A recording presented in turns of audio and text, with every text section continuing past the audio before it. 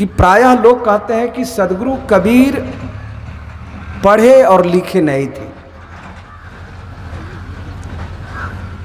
इसके लिए मैंने जो भी कल सभा में उपस्थित थे लेक्चरर प्रोफेसर, उनको मैंने आमंत्रित किया था कि आप सदगुरु कबीर को बीजक को ले लें, और जिनको व्याकरण का ज्ञान नहीं है, साहित्य का ज्ञान नहीं है, दर्शन का ज्ञान नहीं है, उपनिषद का ज्ञान नहीं है, यदि वेद का ज्ञान नहीं है, तो सर्वांगीण अर्थ सदगुरु कबीर साहब के बीजक को नहीं कर सकते हैं।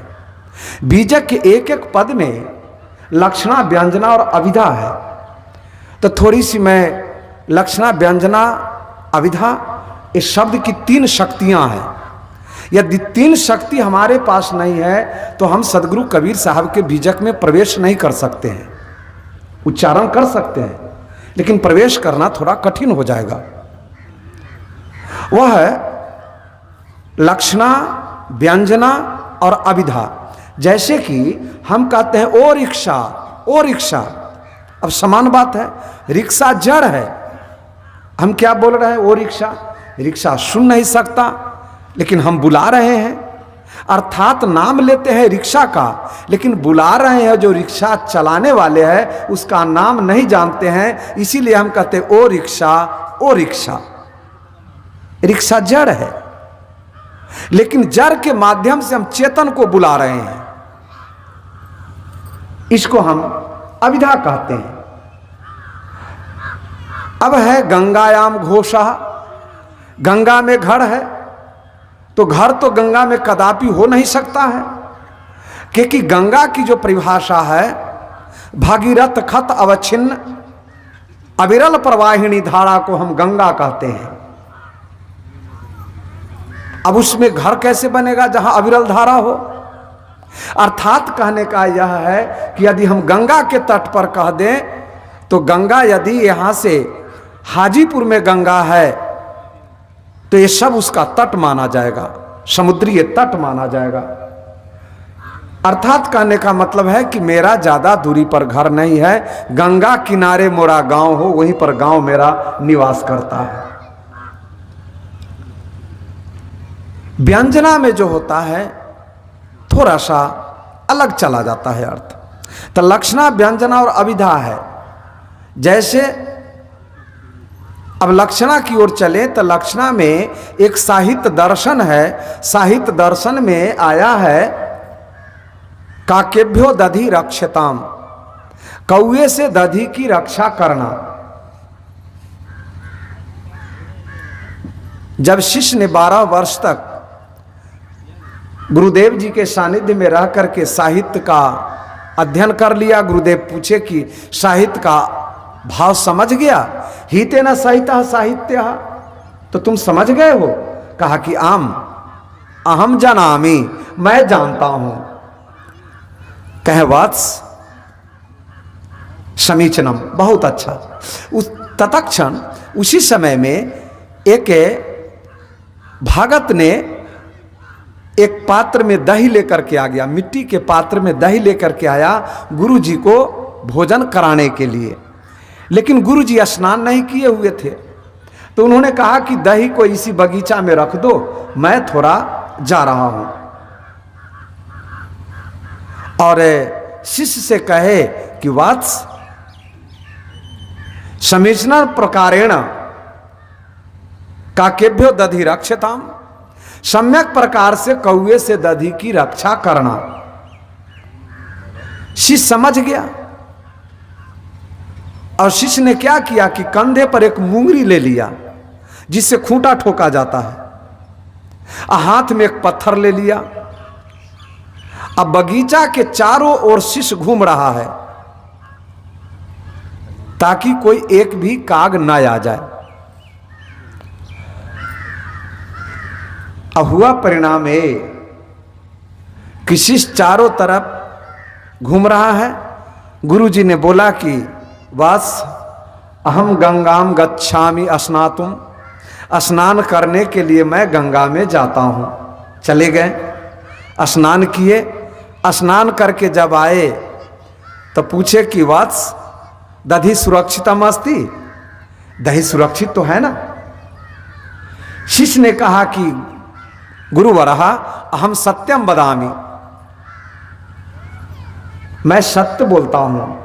एकोपि काकः न आगतः अस्मिन् बगीचायाम, एक भी काग इस बगीचा में नहीं आया है, ये मैं सत्य बोलता हूं। किम अहम हस्ते पाहनम धारणम कृत्वा परिभरणम करोति अस्मा, मैंने अपने हाथ में पत्थर और कंधे पर मुंगरी लेकर के चारों तरफ घूम रहा था, एक भी काग कौआ इस बगीचा में नहीं आया। सत्यम वदामि। लेकिन हुआ क्या कि वो तो मुंगरी और पत्थर लेकर के घूम रहा था, और जहां पर दही रखा हुआ था वहां पर आया और कुत्ता दही खा गया। कुत्ता जो था वो दही खा गया। अब गुरुदेव जी पूछ रहे हैं कि दही सुरक्षितम अस्ति किम नास्ति, दही सुरक्षित है कि नहीं है। शिष्य कह रहा है कि हम सत्यम वदामि एकोपि काकः न आगतः, एक भी कौआ नहीं आया।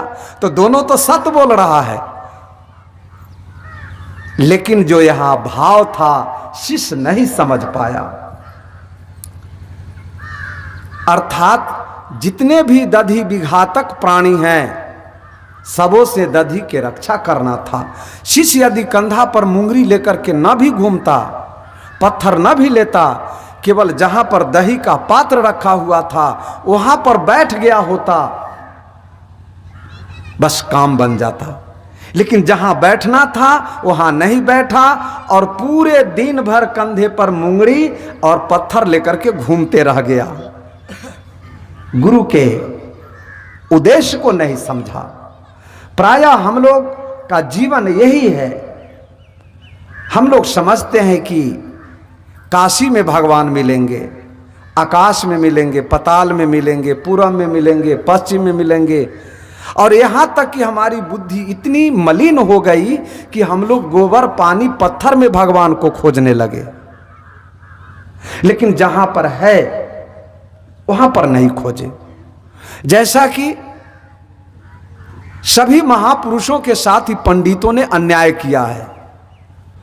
श्री राम जी का मौलिक सिद्धांत था जो कि हर बच्चों को पढ़ाया जाता था, प्रातः काले उठी रघुनाथा,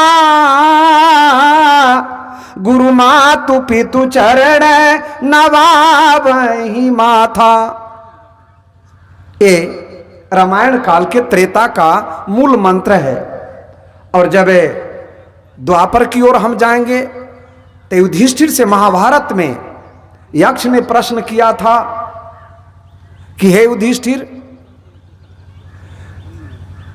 ये पृथ्वी से भारी क्या है और आकाश से ऊंचा क्या है? तो उसने कहा था कि पृथ्वी से भी भारी माता है और आकाश से भी ऊंचा पिता की मर्यादा है। कहा था काजल से भी कला क्या है, कलंक। ये सारी चर्चा किया था। अर्थात इस सारे चीज को पंडितों ने झुठला करके और झूठे में लोगों को भरमा दिया। इसी पर सदगुरुदेव कहते हैं, माटी के कोट पाषाण के ताला। एक मिट्टी का घर है और उसमें पत्थर का ताला लगा हुआ है। पाषाण मतलब होता है पत्थर। माटी के कोट पाषाणक ताला, सोईक बन सोई रखवाला। अब यदि ऐसे अर्थ करें तो अर्थ नहीं हो पाएगा। अब मिट्टी का घर है, पाषाण का ताला है, अब कहां यह अर्थ जाएगा? तो हम लोग यहां पर जितने भी बैठे हैं इस सब का 5 तत्व से निर्मित शरीर है जिसमें मिट्टी की प्रधानता है। ये माटी के कोट, कोट का मतलब आप लोग जानते होंगे, पूर्णिया कोट, जहां पर हमारे इस कबीर पंथ के महान संत शिरोमणि कहा जाए, धर्म शिरोमणि कहा जाए, ज्ञान शिरोमणि कहा जाए, जिस भी पद से उनको यदि अलंकृत किया जाए, सुशोभित किया जाए, सब छोटा पड़ जाएगा। इस बिहार के रत्न पूज्यवर आचार्य सदगुरु धर्म स्वरूप साहब जी का जहाँ पर कर्मभूमि पूर्णिया कोट सदगुरु कबीर आश्रम है, वो पूर्णिया कोट, कोट का अर्थ होता है कि जहां पर न्याय मिले और न्यायकर्ता बैठता हो। तो सदगुरुदेव कहते हैं कि माटी के कोट, ये हम लोग का जो शरीर है माटी का कोट है और इसमें न्यायकर्ता बैठा हुआ है। इस न्यायकर्ता के साथ हम अन्याय कर रहे हैं। माटी के कोट, पाषाणक ताला, पत्थर के ताला लगी हुई है, यानी पत्थर बहुत कठोर। सबसे बड़ा कठोर क्या है? हमारा बेटा कठोर क्यों हो गया, पत्नी कठोर क्यों हो गई, पिता कठोर क्यों हो गए, पुत्री कठोर क्यों हो गई, बहु निर्दयी क्यों हो गई? इस समस्त का उत्तर है अज्ञानता के कारण। हम जितने कठोर हैं इसका मतलब है कि उतना ही हम अज्ञानी हैं। जैसे किसी ने पूछा था रोटी क्यों जली, भात क्यों गली, घोड़ा क्यों रुका, पान क्यों गला? सारे के उत्तर था कि न पलटने के कारण। यदि घोड़ा के दौड़ाया जाए तो घोड़ा नहीं रुकेगा, रोटी को ध्यान से पलटा जाए रोटी नहीं जलेगी, भात को ध्यान से देखा जाए तो भात नहीं गलेंगे। इसीलिए पनवारा जो होता है, पान बेचने वाला, वहां जाएंगे तो पान बेचते भी रहता है, पानी छिड़कते रहता है, पलटते रहता है, इसीलिए पान नहीं गलता है। यदि पलटना छोड़ दे तो पान गल जाएगा। हम लोग केवल परंपरा के पोषक में चल रहे हैं।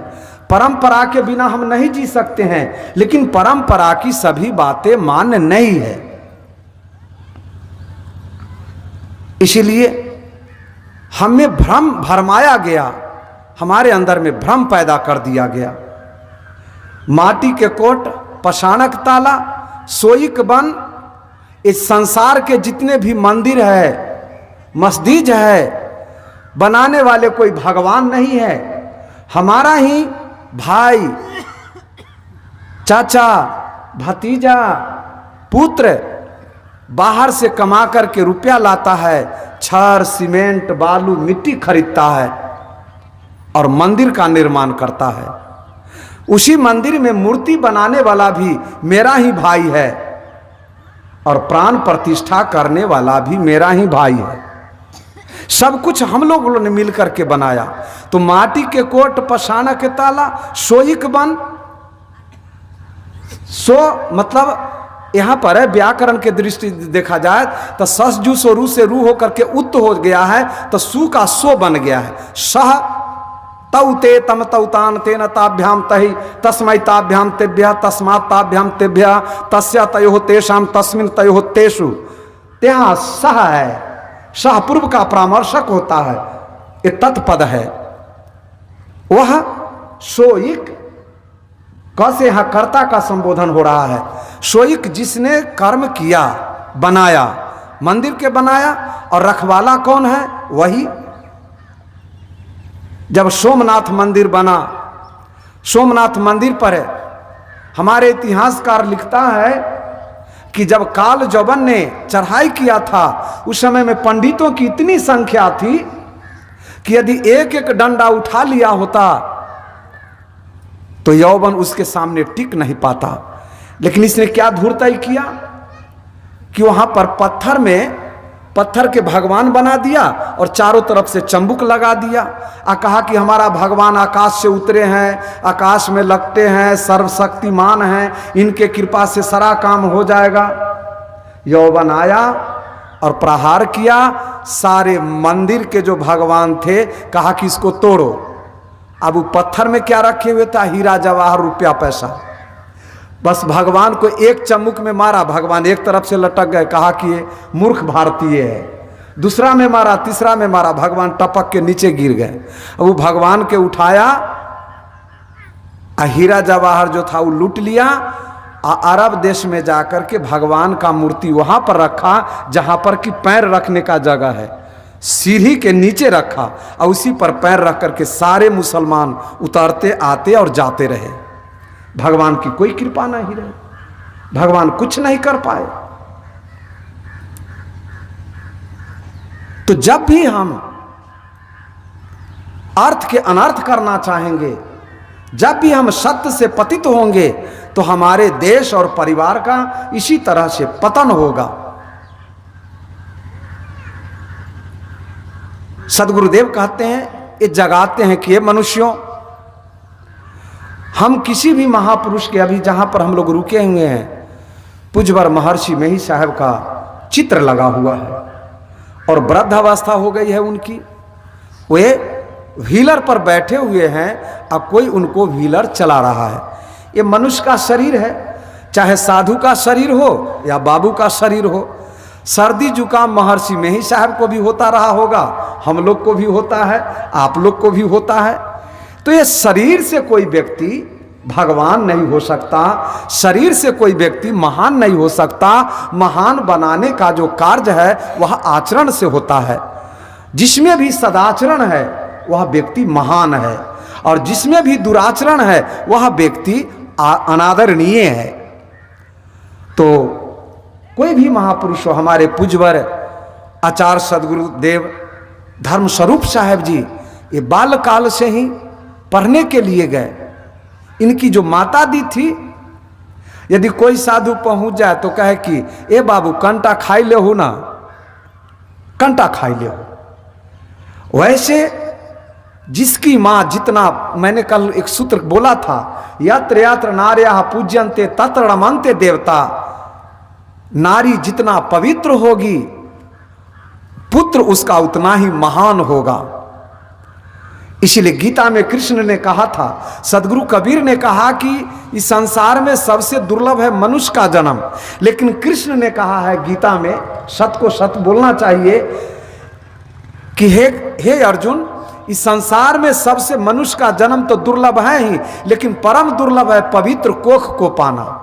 जन्मता तो सब है, लेकिन माता का पवित्र कोख बहुत कम को मिलता है। इसलिए धन्य वो है जिसको जन्मने के लिए माता का पवित्र कोख मिल गया। जिसकी माता आत्मा को आत्मा समझती है और आत्मा में ही परमात्मा का दर्शन करती है, वो माता धन्य है। इसलिए धर्मस्वरूप साहब से भी महान उनकी माता जी थी, जो एक महान पुत्र को जन्म दिया। और जब वो पढ़ते थे तो उनके माता पिता फतुहा में अपने मजदूरी का धन भेजते थे। आप लोग सुने होंगे, पढ़ाई लिखाई से लोग कहते हैं। पूज्यवर महर्षि मेही साहब जी पढ़ते पढ़ते परीक्षा में बैठे, अब निकल गए। वो जान गए कि 14 विद्या जो है ये व्यवहारिक और सामाजिक है, इसे आत्म कल्याण नहीं है। और जिस विद्या से आत्म कल्याण होगा, ये विद्या पंडितों के पास और टीचरों के पास नहीं है। उसके लिए तो हमें अकेला ही यात्रा करना पड़ेगा, उसकी प्राप्ति में तो अकेला ही चलना पड़ेगा। ये जो हमारे इस कबीर पंथ के पूज्यवर सदगुरु संत श्री अभिलाष साहब थे, हम लोग उनसे बार बार मिलते थे। ये पूज्यवर धर्म स्वरूप साहब जी तो काशी जाते थे, जब अयोध्या जाना होता था तो हम लोग जब तक विद्यार्थी रहे तो भंडारा खाने नहीं जाते थे। यहाँ तक कि हम तो प्रचार प्रसार में भी उतरना नहीं चाहते थे, केवल कॉलेज में पढ़ाने लिखाने में अच्छा लग रहा था। लेकिन सभी संतों ने कहा कि संत को वेतन भोगी नहीं बनना चाहिए। आप ही यदि कॉलेज में लिपटा जाइएगा तो इस सारे कबीर पंथ का ऋण आपके ऊपर है, वो कब सधाइएगा। हम कि लो भाई रिजाइन मारता हूं, जब लंगोटी कफन पहन लिए तो वेतन लेना क्या जरूरी है, नमक रोटी तो मिल ही जाएगा। तो जब धर्म स्वरूप साहब सामने होते थे तो जब हम लोग के देखते कि मुंडन कराए हुए हैं तो कहते थे कितना नीक लागे छै, आज जे तनी बाल उल इधर उधर कटा के बाबा जी रहे तो उसको तो मत पूछिए। तो हमारे महापुरुष ने सिंचाई किया। जब हम पूज्यवर सदगुरुदेव संत श्री अभिलाष साहब से मिलने जाते थे तो मिलने जाने का उद्देश्य होता था और उन लोग से बहुत वात्सल्य प्रेम मिला।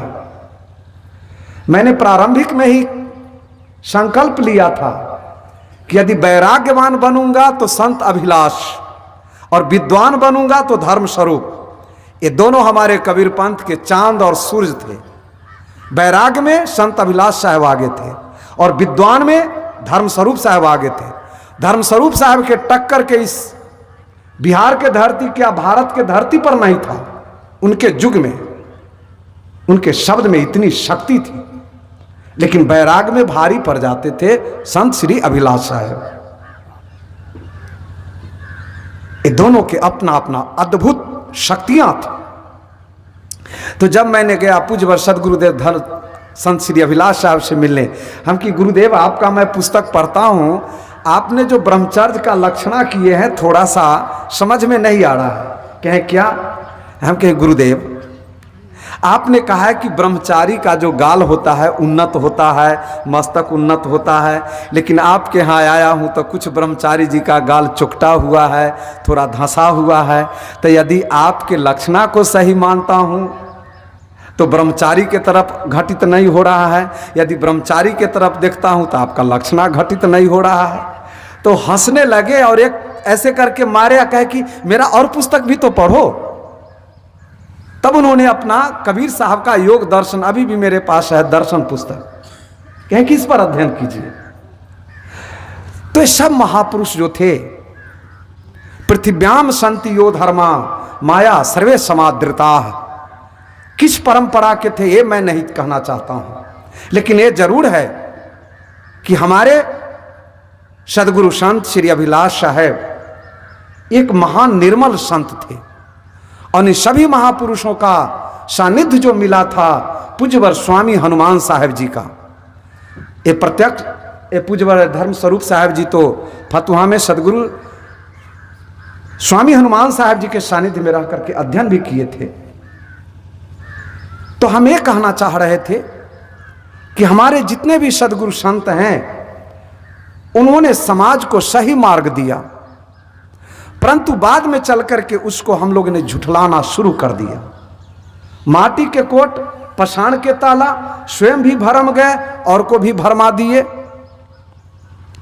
सोईक बन सोई रखवाला, मूर्ति हम बनाए, मंदिर हम बनाए और उसकी रखवाला भी हम ही हैं।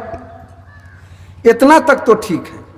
तो मैं कह रहा था कि कोई भी महापुरुषों का जो चित्र है, जैसा कि मैंने उनका व्हीलर पर देखा, हम ही लोग हैं, सदगुरु कबीर साहब का चित्र लगा हुआ होता है,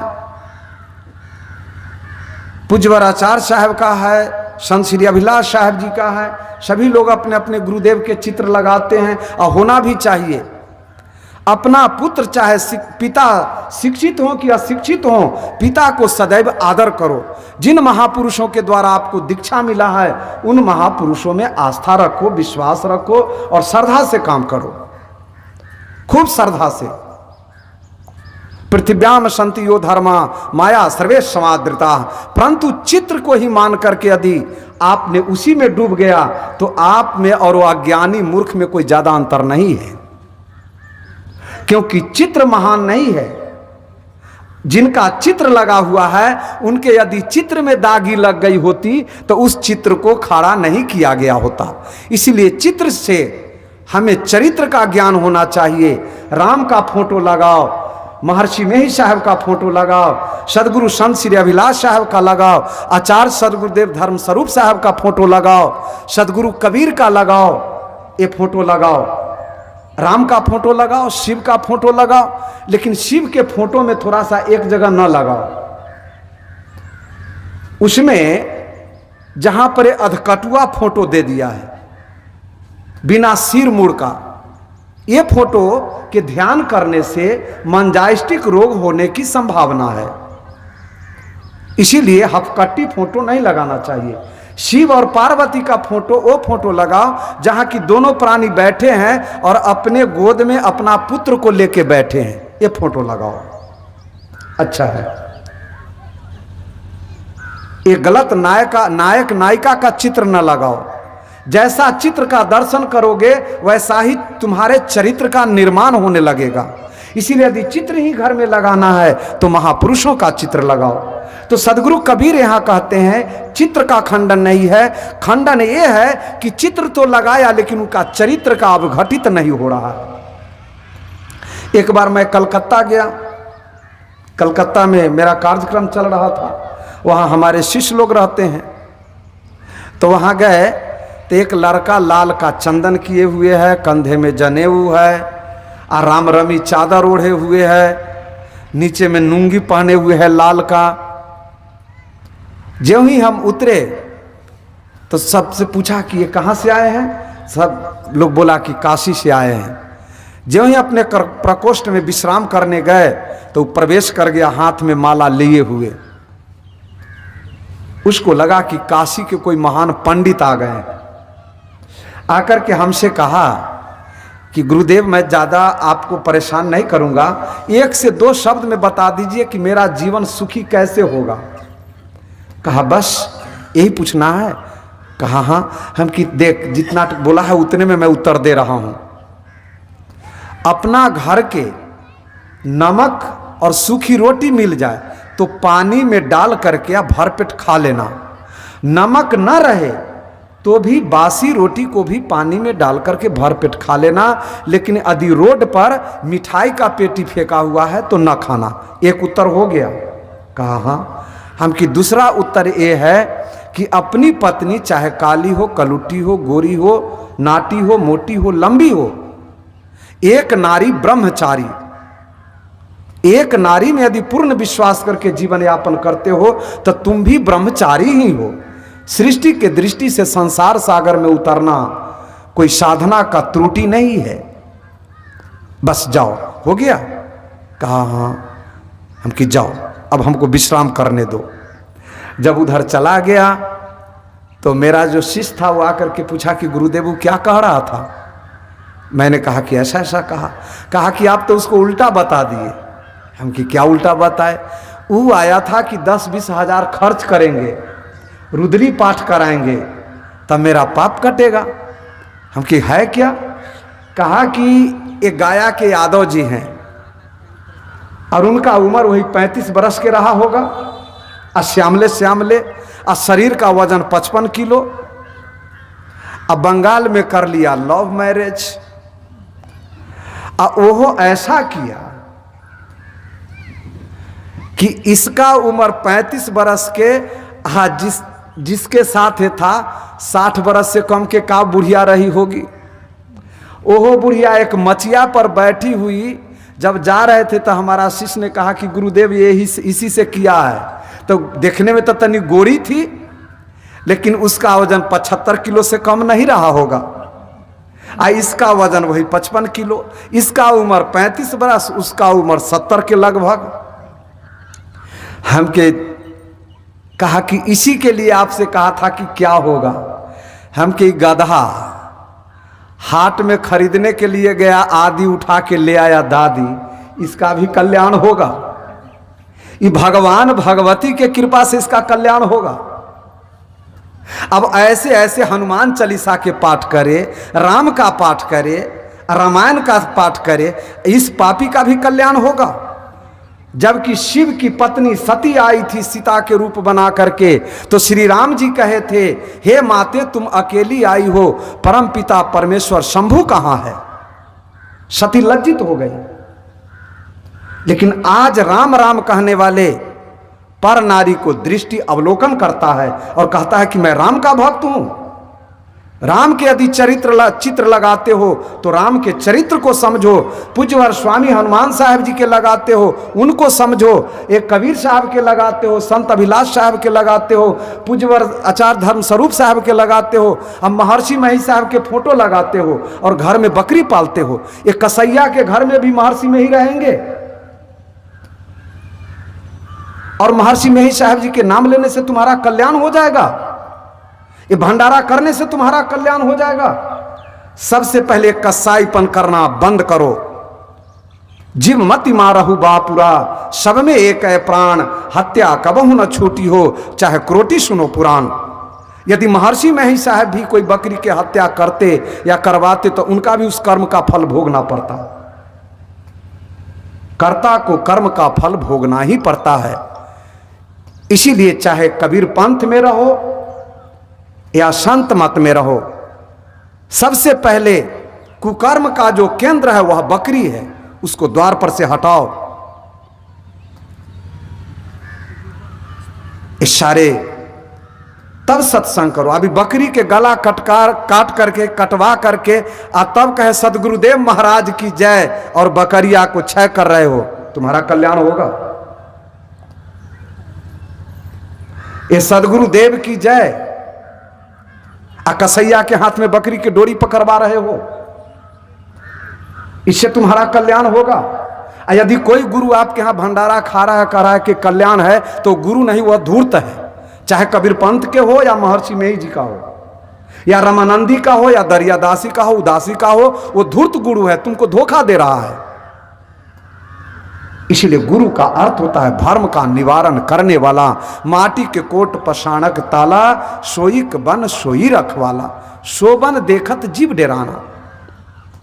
ये स्वयं मंदिर मस्जिद बनाया और उसको देख करके डर गया।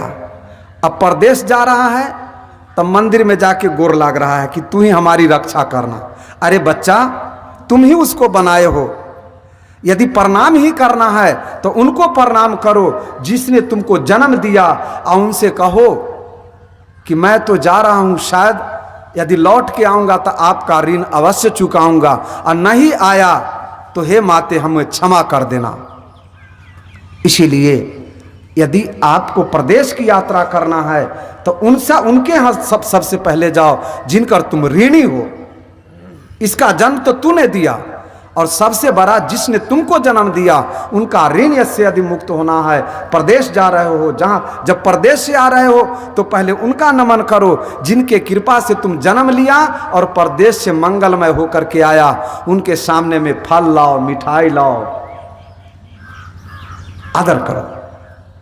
लेकिन दुर्भाग्य हो गया कि हम जिनके चित्र बनाए थे कि उनके चरित्र को अपनाएंगे, लेकिन चरित्र को ना अपना करके हम उल्टा कर गए, उनको प्रणाम करने लगे, डर गए कि इसके साथ ही अनियमित करेंगे तो हमारा नर्क हो जाएगा। अरे उसको नियमित अनियमित से नर्क नहीं होगा, नर्क तो उससे होगा जिससे तूने लिया परंतु दिया नहीं। तो माटी के कोट पसाणक ताला, सोईक बन सोई रखवाला, शोभन देखत जीव डेराना। अब तुम इतना डर गया। व्यक्ति का डर कितना कितना है। श्मशान में जाओ तो मनुष्य को भूत लग जाती है, मरघट में जाओ भूत लग जाती है, बाहर में निकलो रात में भूत लग जाती है। उसी जगह चींटी है, बकरी है, गाय है, भैंस है, उसको भूत नहीं लगता है। आप चींटी से भी कमजोर हो गए, आपको भूत लग रही है। अर्थात आपने भूत पूजने वाले के संगति किया, इसीलिए आपका मन भ्रमित हो गया। कहे कबीर सुनो नरलोई, भूतवा के पूजवे तो भूतवे होई।